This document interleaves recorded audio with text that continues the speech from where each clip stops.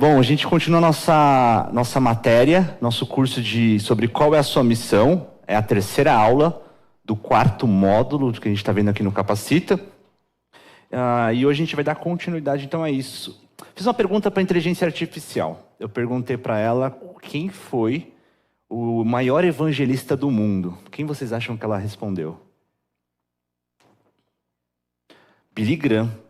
Ela respondeu Billy Graham, mas acho que foi muito ponderada. Ela falou assim: é difícil apontar um único maior evangelista do mundo, já que a influência e o impacto variam dependendo do contexto, da época e da perspectiva. No entanto, com base em alcance, legado e reconhecimento histórico, Billy Graham é frequentemente considerado o evangelista mais influente da história moderna. Foi, puxa, bem ponderado. Não chegou e disse ponto uma pessoa, falou: olha, as pessoas tendem a dizer isso. Mas eu quero fazer uma outra pergunta, agora para pessoas realmente inteligentes, que são vocês, né? Para vocês, quem é a pessoa que teve o maior alcance na Bíblia?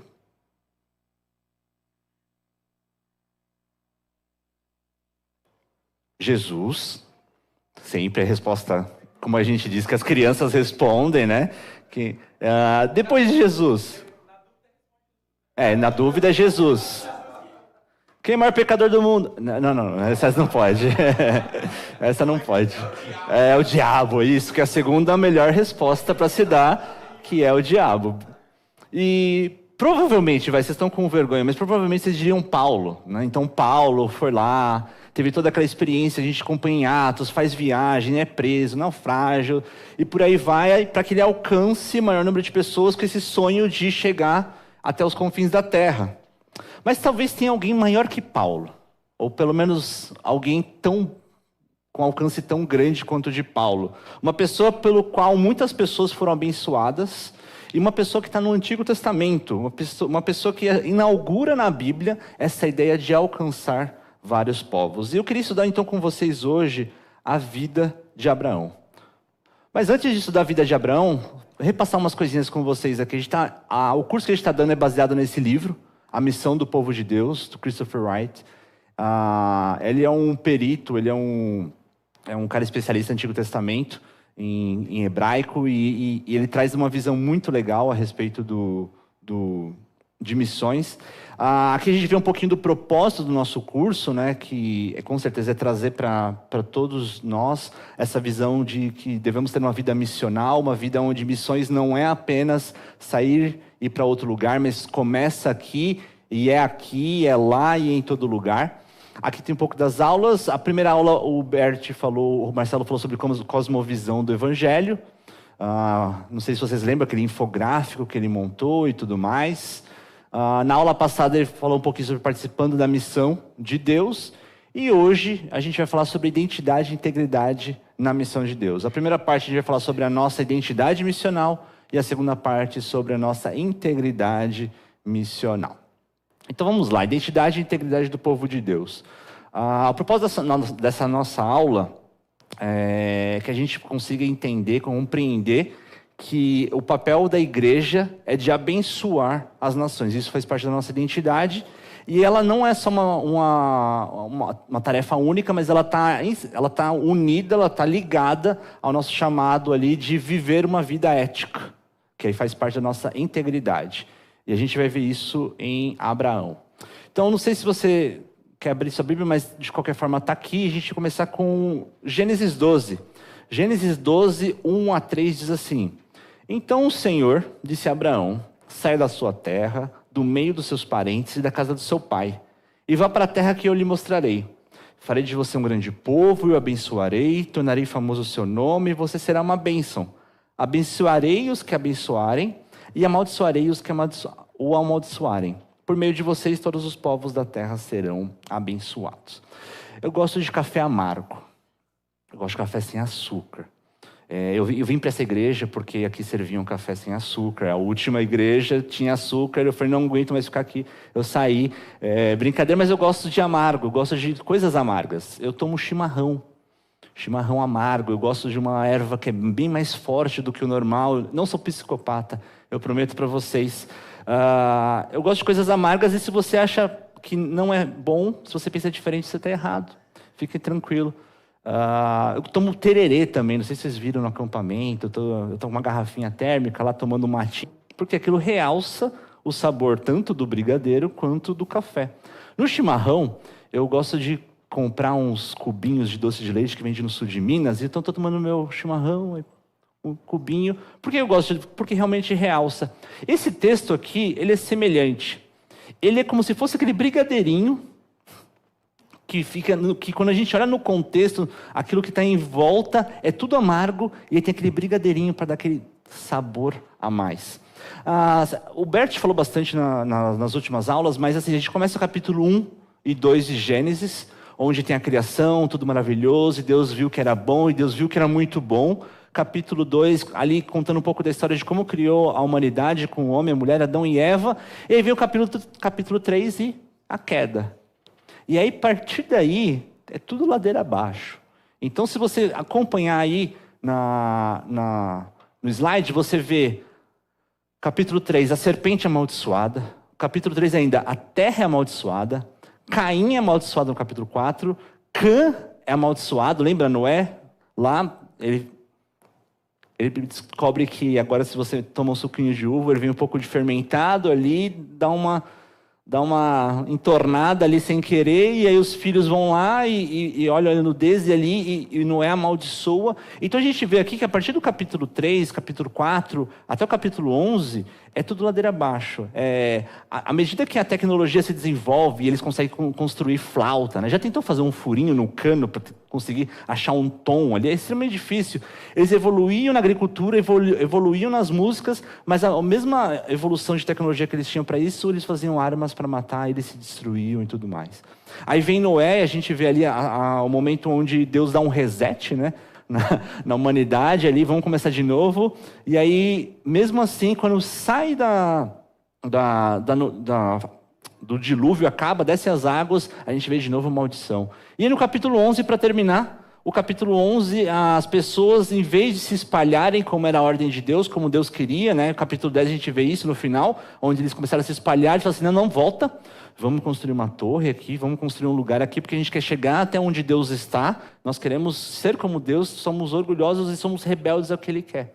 E aí chega o capítulo 12, e aí o capítulo 12 a gente vê esse momento onde... Oi... Eu odeio minha voz, eu tenho que ouvir 2 vezes. Sem problema. E o capítulo 12, então, a gente vê aqui um momento onde é que é o brigadeirinho. O brigadeirinho daquele amargo de careta que a gente vê, onde as pessoas estão sendo marcadas pela maldição, as pessoas estão ali indo ladeira abaixo, cada dia mais distante e opostas a Deus. E a gente vê aqui, então, no capítulo 12, Deus está prestes a desvendar um plano, ou uma plataforma, onde Ele vai lançar o seu plano de alcançar todos os povos. Os povos foram dispersos, mas Deus não esqueceu desses povos. Ele ainda quer alcançar esses povos. Não é porque os povos foram espalhados por aí que eles vão ficar alheios a Deus e cada um agora continua a sua vida. Deus não é um Deus regional que cuida só de um grupo, mas Ele é um Deus que cuida da humanidade. E aí, por isso, a gente vê aqui o capítulo 12, versículo 1 a 3. Não sei se você reparou aí, agora pelo menos tem um boldzinho.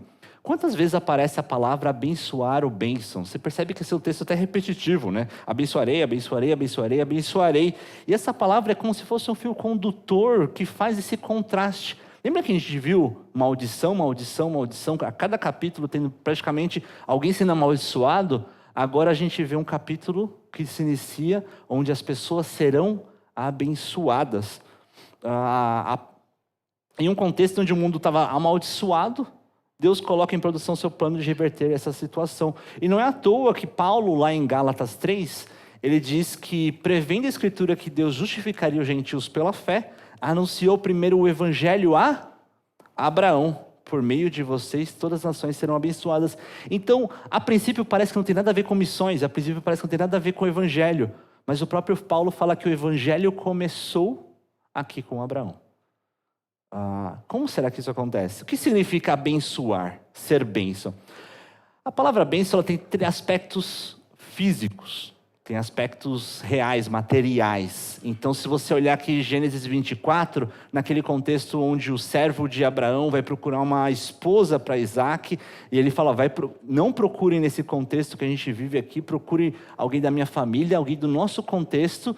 Então, aquele servo chega para Ló e diz, o Senhor abençoou muito o meu senhor. Quem é o Senhor? Abraão. E ele se tornou muito rico. Você percebe a associação de abençoar com riqueza? Então, em Gênesis, se a gente dá esse zoom in aqui, se a gente começa a botar esse campo focal assim, mais em Gênesis a gente percebe que bênção e ser abençoado tem a ver com prosperidade, com riqueza, com bens materiais. Mas não só isso, tem a ver com fertilidade. Se a gente olhar um pouquinho mais para frente, ainda a história de Abraão, Gênesis 22, Deus aqui narrando aqui a história, diz que pela segunda vez o anjo do Senhor chamou do céu Abraão e disse, juro por mim mesmo, declara o Senhor, que por ter feito o que fez, não me negando o seu filho, aqui no contexto então de sacrifício de Isaac, não me negando o seu filho, o seu único filho, esteja certo que eu o abençoarei e farei a sua descendência tão numerosa como as estrelas do céu e como a areia do mar. Sua descendência conquistará as cidades dos seus inimigos e por meio dela todas as nações da terra serão abençoadas porque você me obedeceu. Mais uma vez, a bênção de Deus está associada aqui a aspectos físicos, à fertilidade. Então, uma pessoa que tinha filhos ali no contexto da cultura e do Antigo Testamento era uma pessoa fértil. Então, tinha esse aspecto físico de fertilidade, mas também tinha um aspecto de potência. E está nesse mesmo texto que a gente acabou de ler, o finalzinho diz, a sua descendência conquistará a cidade dos seus inimigos. Ou seja, bênção para Deus, bênção para Abraão, bênção ali no contexto de Gênesis, tinha a ver com aspectos físicos de potência. Olha, vocês vão conquistar tudo aqui. Mas não só aspectos físicos, tinham aspectos espirituais. Quando a gente dá agora um zoom out, né, a gente abre para a Bíblia inteira, abre esse campo focal para a gente enxergar a Bíblia inteira, a gente percebe que vai além de prosperidade, vai além de fertilidade, vai além de potência de conquistar povos e terras. E aqui a gente vê em Gálatas 3 um pouco do relato disso. As promessas foram feitas a Abraão e ao seu descendente. A Escritura não diz e aos seus descendentes, como se falasse de muitos, mas de um só, ao seu descendente, que é Cristo. Todos vocês são filhos de Deus por meio da fé em Cristo Jesus, pois os que em Cristo foram batizados vestiram-se de Cristo. Não há judeu, nem grego, nem escravo, nem livre, nem homem, nem mulher, pois todos são um em Cristo Jesus. Se vocês são de Cristo, são descendência de Abraão e herdeiros segundo a promessa. Então a gente percebe aqui que a gente não herda terras de Abraão, a gente não herda, sei lá, potência fértil de Abraão, a gente não herda a potência de conquistar terras, a gente herda algo diferente. E de alguma forma aqui, os descendentes de Abraão, eles cumpriram esse papel messiânico representativo de Cristo, onde eles prefiguravam Cristo até o momento que Cristo chega, por meio do seu descendente. Hoje esse papel não pertence mais a um Israel étnico, incrédulo, mas a Jesus Cristo e a sua igreja. Por isso nós somos herdeiros de Abraão. Um teólogo chamado Richard Bauckham, o alvo supremo da promessa de Deus a Abraão é que a bênção prevaleça sobre a maldição. Isso acontece quando a semente de Abraão, o descendente escolhido de Abraão, o Messias, fazendo-se ele próprio maldição em nosso lugar, para que a bênção de Abraão chegasse aos gentios. É à luz desse fato que Paulo chama de evangelho a promessa feita a Abraão, de que todas as nações seriam abençoadas. O evangelho é este: em Cristo Jesus a maldição foi posta de lado e o propósito criador de Deus para abençoar a sua criação está estabelecido sem qualquer possibilidade de ser revertido. Então, pensa comigo, se as bênçãos eram físicas, e as maldições também eram físicas. Então, uma pessoa que era abençoada era uma pessoa que era fértil, uma pessoa que era amaldiçoada era uma pessoa que era infértil. Uma pessoa que era abençoada era uma pessoa que tinha prosperidade, uma pessoa que não é abençoada era uma pessoa que não tinha prosperidade. Uma pessoa abençoada, ou um povo abençoado, era um povo que era potente na guerra, na conquista de terras. Um povo não abençoado era um povo que não conquistava as terras. Agora a gente não é abençoado porque ganhamos terras, mas porque aquela maldição que estava posta sobre nós, a morte do pecado, ela veio e Deus reverte, ele se torna a maldição no nosso lugar e agora somos abençoados. Agora, um detalhezinho nesse texto é sobre o alcance. E eu sei que o Marcelo falou bastante disso na última aula, mas esse texto aqui, ele é bem importante quando ele fala disso. No finalzinho do texto de Gênesis 12, aí no versículo 3, ele diz que por meio de você, todos os povos da terra serão abençoados. E olha que interessante, o capítulo 10 e o capítulo 11, praticamente eles terminam com essa ideia de expansão, das pessoas se espalhando. Capítulo 10, ali depois de Noé do dilúvio, os povos se dispersaram pela terra após o dilúvio. Aí os povos se juntaram no capítulo 11 e aí o Senhor espalhou os povos de toda a terra. O capítulo 12, então, ele entra de novo com essa ideia de você alcançar toda a terra. E esse alcance é um alcance que começa ali em Gênesis 10, Gênesis 11, onde eles estão ali querendo se espalhar ou não, e ele só vai terminar no fim dos tempos, onde todas as nações, tribos, povos, línguas, uma grande multidão, um dia vai vir, se reunir de novo, os abençoados por Deus que foram conquistados, e eles adorarão diante do trono do Cordeiro com vestes brancas e folhas de palmeiras nas mãos. Então é algo que começou em Gênesis, começou lá no capítulo 12, começou ali com o contexto, capítulo 4 até o capítulo 11, e ele vai perdurar todo esse tempo até o fim dos tempos. Mas o que isso tem a ver com a gente? O que isso tem a ver com a gente? Somos descendentes de Abraão. Isso a gente viu lá em Gálatas 3. Pela fé nós nos tornamos herdeiros segundo a promessa, como já lemos lá em Gálatas. Mas a gente não herda privilégios apenas vindo de Abraão por herdar. A gente herda responsabilidades. Então, se estamos em Cristo, somos também comissionados a espalhar a bênção de Abraão. Eu vou aproveitar que o Marcelo não está aqui, eu vou usar uma outra versão de Bíblia. Ele vai assistir, mas aí tudo bem, já passou. Ele não vai poder me dar bronca depois. Mas eu estou usando a NAA porque ela é interessante, ela traduz o nosso texto como, se você perceber, diz ali, seja uma bênção, como se fosse um imperativo. Se você está com a NVI 23, vai ter uma nota de rodapé lá embaixo escrito, também pode ser traduzido como seja uma bênção.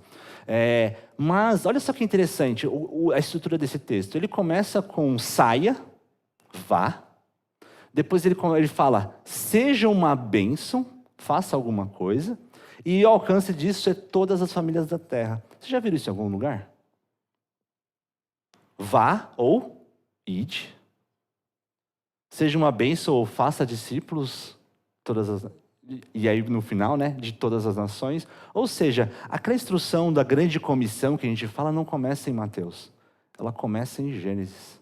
Através de um homem que começaria o povo de Deus, aquela pessoa que seria o início ali, por meio de quem o povo de Deus começaria, e ele vai se expandindo, essa noção de que deveriam ser bênção para todo o mundo, para todas as famílias da terra, todas as pessoas da terra, passaria por todo momento, até que Mateus é apenas uma reafirmação daquilo que já foi falado, já foi pregado. Ou seja, a ideia de sair do nosso lugar em direção ao perdido, evangelizando ou abençoando, não começa na grande comissão de Mateus. Ela começa na criação do povo de Deus, na criação do nosso povo, daqueles que são herdeiros de Abraão, aqueles que fazem parte do povo de Abraão. Faz parte da identidade do povo de Deus, ou seja, faz parte da nossa identidade. Então não é uma ordem apenas para Abraão, seja uma bênção. É uma ordem que começa com Abraão e todos os seus descendentes devem ser essa bênção para todos os povos.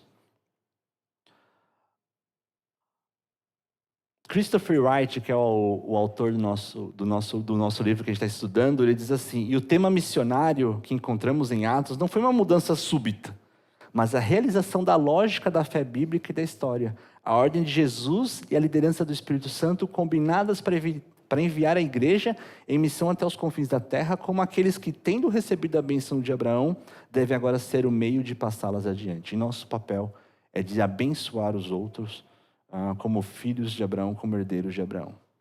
Vivemos esse mesmo desafio de trazer essa esperança em um mundo amaldiçoado. A gente vê, não vê...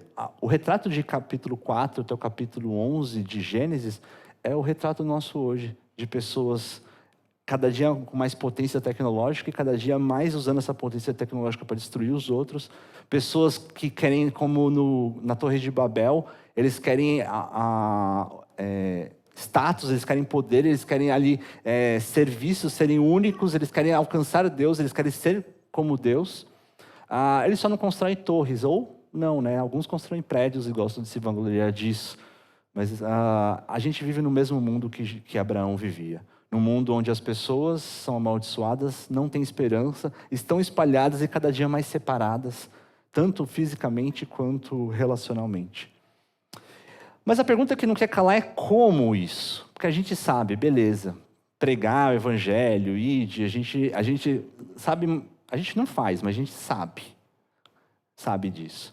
Mas é interessante que a gente consegue ver também em Abraão que ele responde o como. Ele responde também que a resposta não está apenas no que a gente faz, mas naquilo que a gente é, quem somos. Isso nos leva à segunda parte aqui do nosso estudo, a nossa integridade missional. Nós somos chamados para andar no caminho. Tem uma frase bem conhecida, que vocês já ouviram e já ouviram pessoas criticando essa frase, que é: pregue o evangelho, se necessário, use palavras.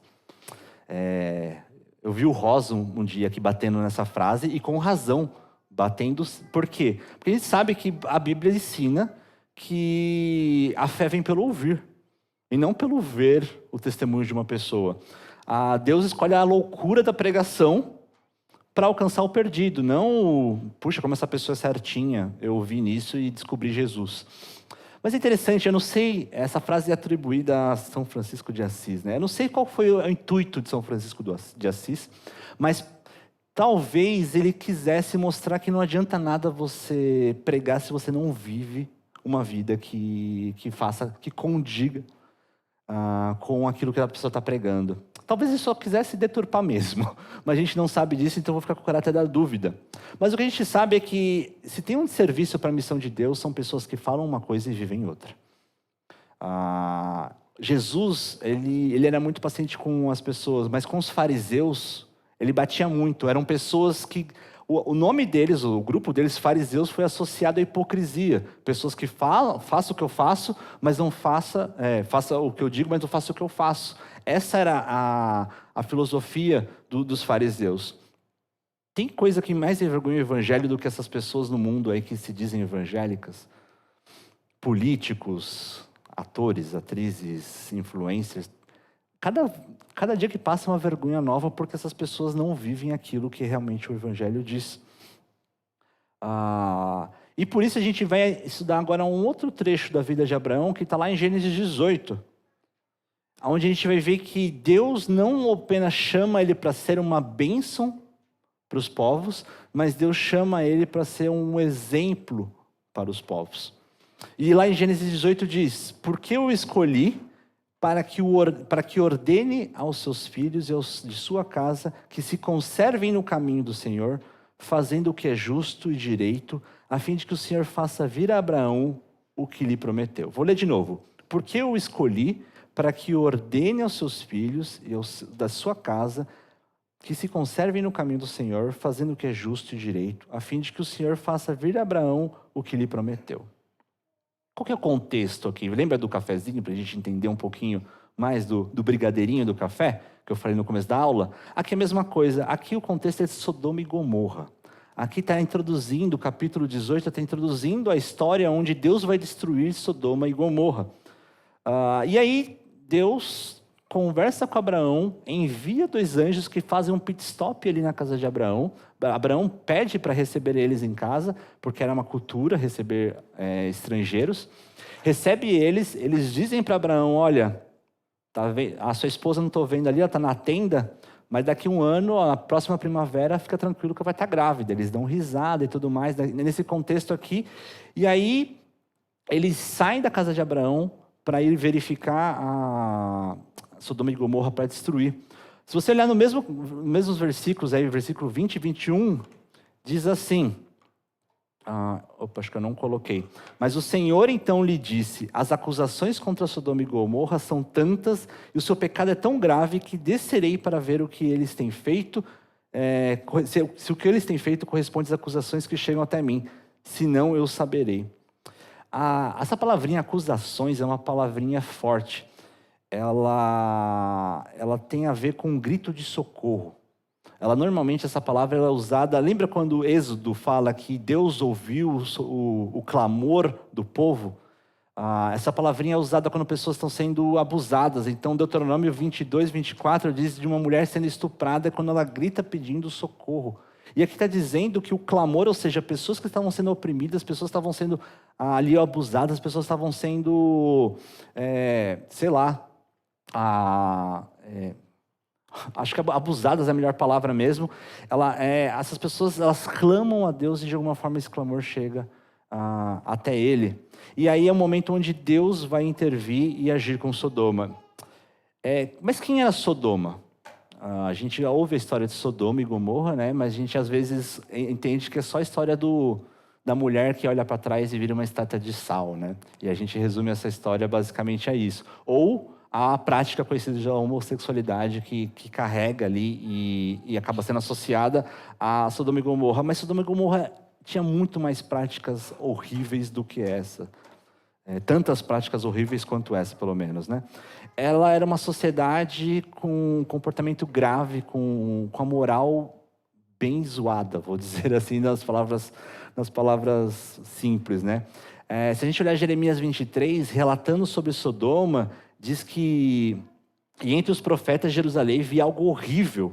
Eles cometem adultério e vivem uma mentira, encorajam os que praticam mal, para que nenhum deles se converta da sua impiedade. Para mim, todos eles são como Sodoma, o povo de Jerusalém como Gomorra. Então, a cidade de Sodoma e Gomorra ela tinha práticas tão ruins e generalizadas que ela foi conhecida por toda a Bíblia como pessoas com imoralidade sexual deturpada, orgulho, preguiça, negligência dos pobres, necessidade e arrogância.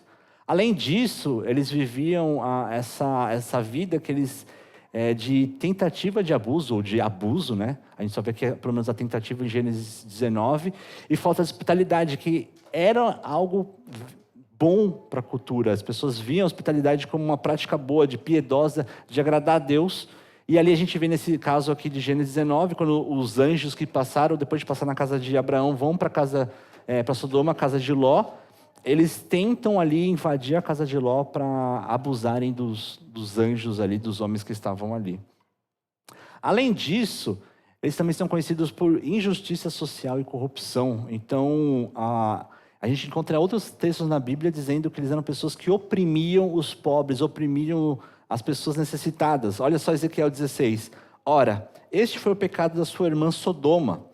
Ela e as filhas eram arrogantes, tinham fartura de comida e viviam despreocupadas, mas não ajudavam os pobres e necessitados, eram altivas e cometeram práticas detestáveis diante de mim.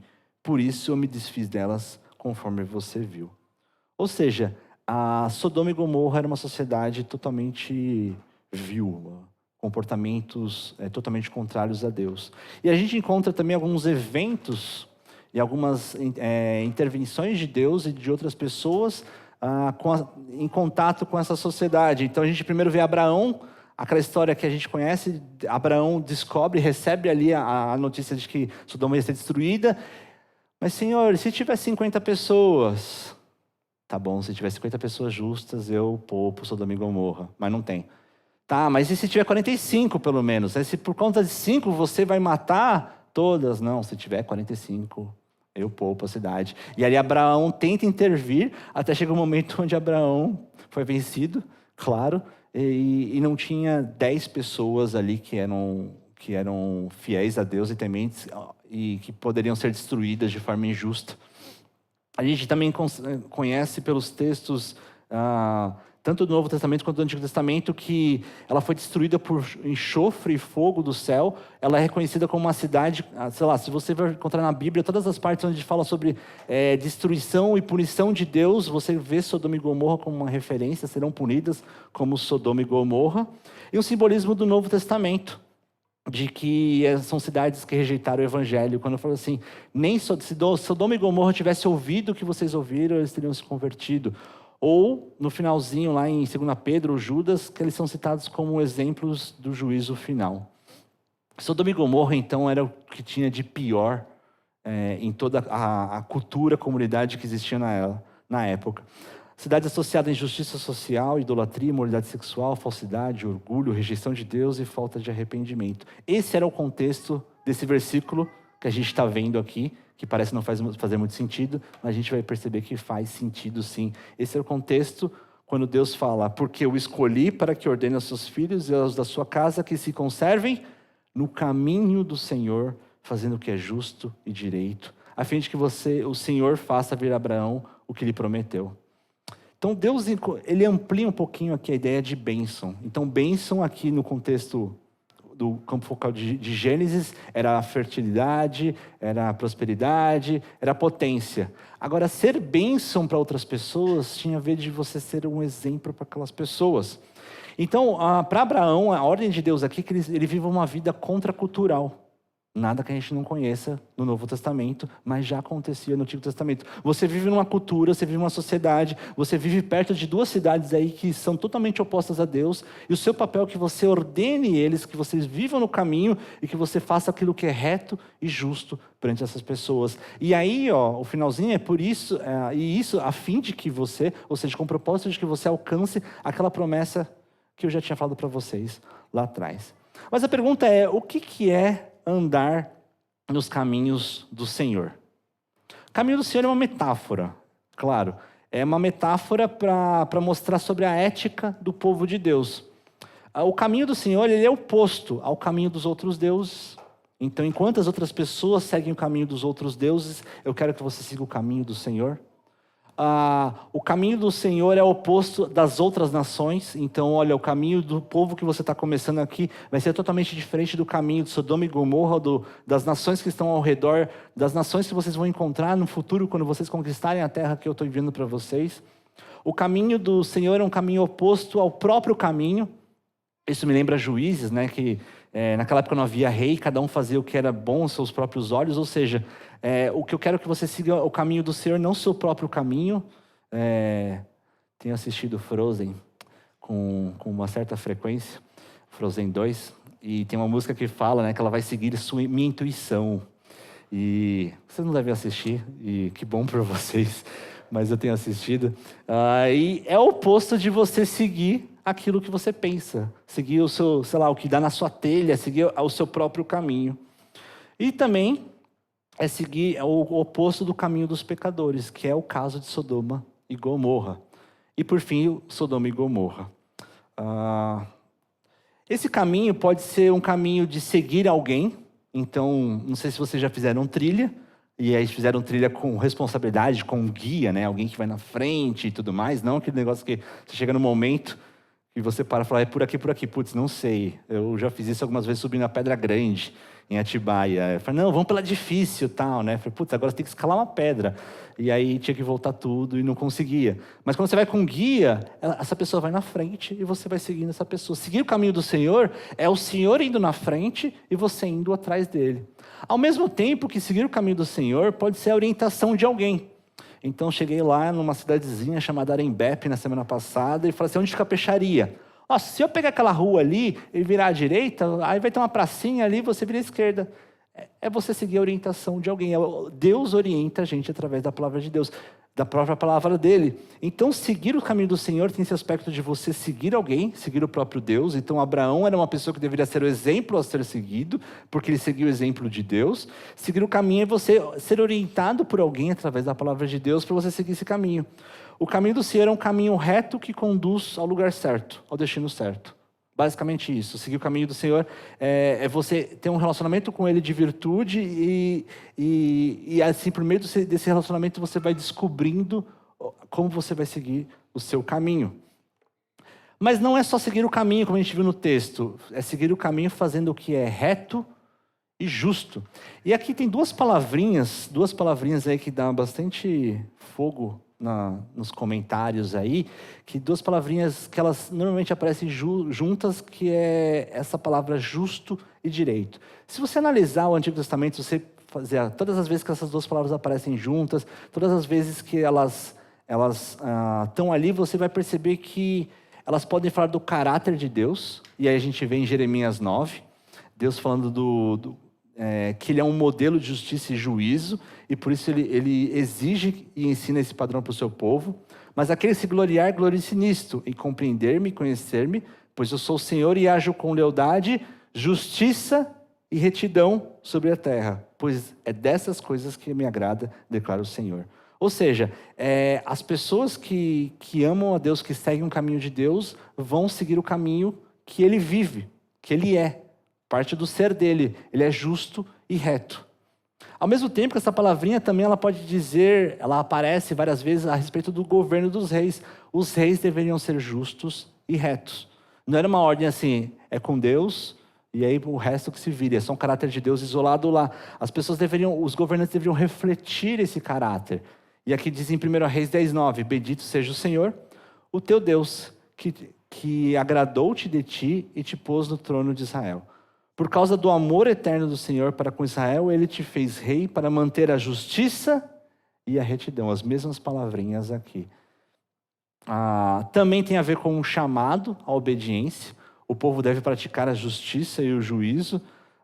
Se você olhar Jeremias 22, assim diz o Senhor, administrem a justiça e o direito, livrem o explorado das mãos do opressor, não oprimam nem maltratem o estrangeiro, o órfão ou a viúva, não derramem sangue inocente neste lugar. A fé verdadeira se manifesta em práticas justas e juízos corretos.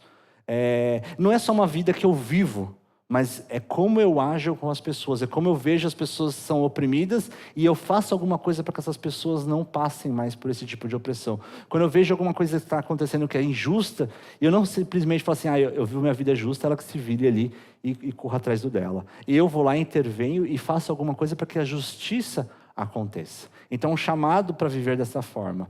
E a gente vê não coloquei aqui no PowerPoint, mas Provérbios 8 diz que ensina princípios de sabedoria, que o caminho do justo, o caminho da pessoa que teme a Deus é um caminho justo e correto. Provérbios 8 diz assim, 8:20, ando pelo caminho da justiça, pelas veredas do juízo. Ou seja, caminhos do Senhor, está entrelaçado com a ideia de de justiça e de retidão. Por fim, a gente vai ver aqui um pouquinho sobre a missão. Em um contexto que a gente está vendo aqui, incansavelmente, de perversidade e imoralidade, parte da missão de Deus está em não ser um contraste visível daquilo que Deus é. É ser um contraste visível dos valores da sociedade. A gente voltando para o nosso texto, lá em Gênesis 18:19, a gente vê, porque eu escolhi para que ordene aos seus filhos e aos de sua casa, que se conservem no caminho do Senhor, fazendo o que é justo e direito, a fim de que o Senhor faça vir a Abraão o que lhe prometeu. A estrutura desse texto é bem interessante. Ele pode ser dividido em duas partes. Porque eu escolhi, depois, para que ordene aos seus filhos, aos da sua casa, que ande nesse caminho justo e correto, e o 3, a fim de que o Senhor faça vir a Abraão o que Deus lhe prometeu. Deus havia prometido no capítulo 12 que todas as nações seriam abençoadas por meio de Abraão. E aqui ele reafirma essa ideia. Essa ideia de ser íntegro, de viver uma vida de caminho justo e correto, é uma vida, seguir os caminhos do Senhor, tem tudo a ver com aquilo que a gente já viu no capítulo 12. Se a gente fosse escrever com outras palavras esse texto, a gente poderia dizer isso. A eleição que Deus fez a Abraão se destina a produzir uma comunidade que é ensinada a refletir o caráter ético de Deus.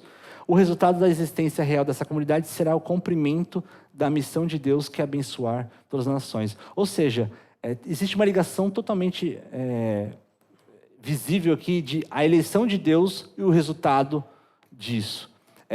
Se nós somos eleitos, nós fomos escolhidos por Deus. O nosso destino é viver nessa vida, refletindo esse caráter ético de Deus, e isso colaborará, isso vai fazer parte de a gente abençoar os outros e alcançar o mundo inteiro. Então, à medida que Abraão era uma pessoa que seguia os caminhos do Senhor, à medida que ele vivia fazendo o que era reto e justo, ele seria modelo para os seus descendentes, para aqueles que pela sua descendência, e isso faria com que as pessoas também fossem alcançadas e abençoadas. Isso quer dizer para a gente que não devemos ser apenas pessoas que andam nos caminhos do Senhor, fazendo o que é gesto e justo, mas nós devemos ensinar essas outras pessoas a fazer isso. O que isso tem a ver com a gente? Mais uma vez aqui. É interessante porque Mateus 28 não diz a mesma coisa, ensinando-vos a obedecer a tudo que eu lhe ordenei para vocês. Então, quando Deus manda Abraão, fala para Abraão, ensinar, ordenar que eles andem no caminho, ordenar que eles façam, ou ensinem sua descendência, as que eles estavam na sua casa, a viver no caminho reto e justo, ele está fazendo a mesma coisa que a gente já viu aqui na grande comissão. Ide, fazei discípulos, mas ensinando-os a obedecer a tudo que ordenei a vocês. Christopher Wright, que é o autor aqui do nosso texto, ele diz uma coisa também interessante. Uma igreja dividida, facciosa e contenciosa não tem nada a dizer ou oferecer ao mundo dividido, arruinado e violento. Uma igreja imoral não tem nada a dizer a um mundo imoral. Uma igreja cheia de opressão, de corrupção, discriminação de classes sociais e com outras formas de opressão social, étnica ou sexual, não tem nada a dizer ao mundo onde essas coisas são desenfreadas. Uma igreja com líderes aparentemente obcecados por riqueza e poder não tem nada a dizer ao mundo de tiranos gananciosos. Uma igreja que é de tal maneira uma má notícia não tem boas notícias para partilhar ou de qualquer forma mas suas palavras não são abafadas por sua vida. Ou seja, aquilo que a gente conversou no começo, prega o evangelho, se precisa de palavras, está errado. Mas não faz sentido nenhum a gente querer pregar uma mensagem que a gente não vive essa mensagem. Ou seja, então sintetizando aqui, concluindo nossa aula, não podemos separar bênção de caminho. Nossa identidade missional, ela só é autenticada quando ela é vivida pela nossa vida que vive os padrões de Deus. Eu tenho duas perguntas para vocês aqui. Uma para vocês pensarem e refletirem de forma pessoal, privada, e outra para nós como igreja. Meu caminho diário no trabalho, em casa, nas redes sociais, está alinhado com o caminho do Senhor? Minha vida é um canal ou uma barreira para a bênção de Deus? Eu não sei, tenho a impressão que a gente não está num grupo de pessoas que postam, que são tão ativas na internet, brigando ou qualquer coisa desse tipo. Mas, de qualquer forma, aquilo que eu posto, aquilo que eu faço, aquilo que as pessoas veem da minha vida, reflete uma vida que segue o caminho do Senhor? Eu tenho sido um canal de bênção por meio dessa minha vida? E como igreja, somos conhecidos em nossa cidade como um povo que pratica a justiça e o juízo? Como podemos, de forma prática, ser uma bênção maior para as nações ao nosso redor, nossos vizinhos, nossa comunidade, através de uma vida mais íntegra? Vou dar uns 5 minutinhos para a gente refletir sobre isso. E aí a gente pode finalizar a nossa aula.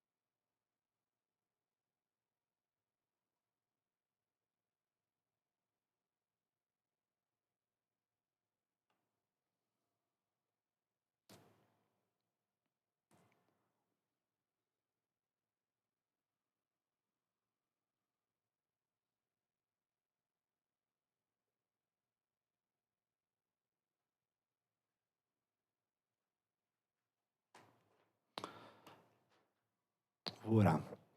Deus, obrigado pela tua palavra, obrigado porque o Senhor nos ensina, o Senhor nos orienta, o Senhor nos exorta, o Senhor nos conforta.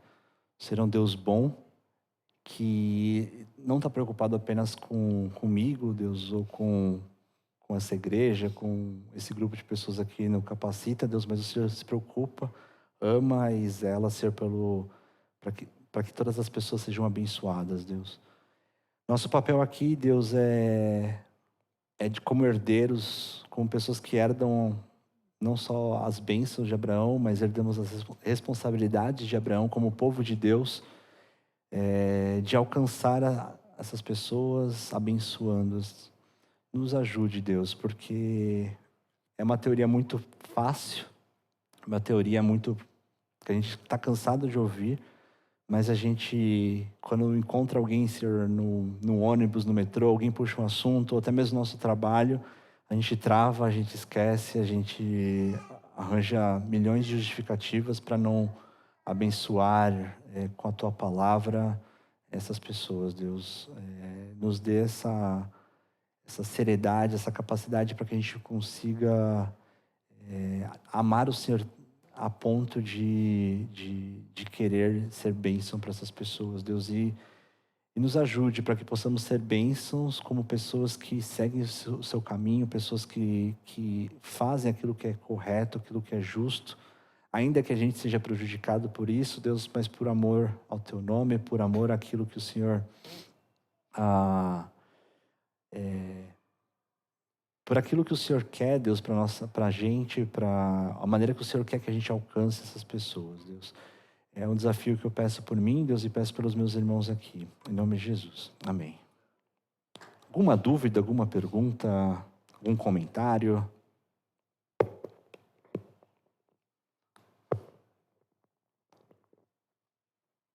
Não? Então tá bom. Obrigado, gente. Bom domingo para vocês.